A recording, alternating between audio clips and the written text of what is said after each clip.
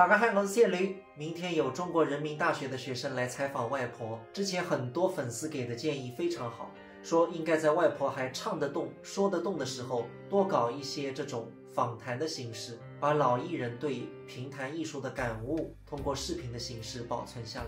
而且正好再过一天也是2025年了，正好是我太公诞辰110周年。想想在旧社会啊，他们真的很不容易。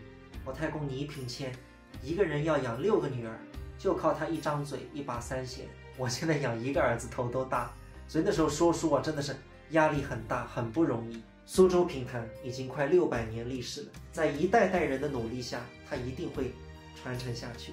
明天的采访，外婆已经做足准备。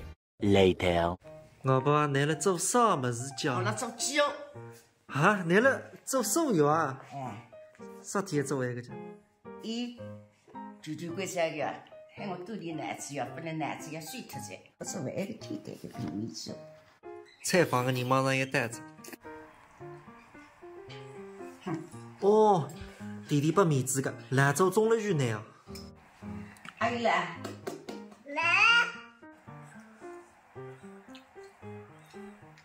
中国人民大学的研究生，绝对的学霸了，能对苏州评弹感兴趣，我们真的很开心。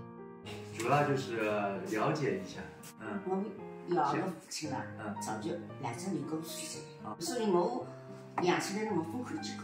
那么你要得你娘哪有这个嘛？因为你要带你外婆跟屋里向去做堂会，去叔叔了，他们家里去叔叔了，认得个，侪反对呀。哪能去寻个叔叔的呢？希望叔叔本家看不起了吧？就我问里向。我听得津津有味，很多事情我也是第一次听外婆说。我问他，都是一年干种，你个要那这个喊我出去学叔叔。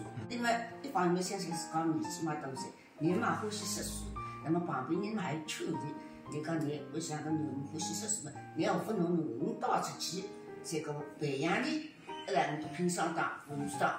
情况你觉得怎么样？就现在传承情况？现在学生们。我觉着蛮好个，现在个有国教搿个学堂里向传承嘛，让么搿个去导致么那种个口内各方面发展，还要根据自家个商人对了。采访结束，我把唯一一天就是拿药担任110岁儿子，还要背作家。可能一辈嘛也等全手来似的呀。作为3辈日夜奋斗，为下一个100年拼搏。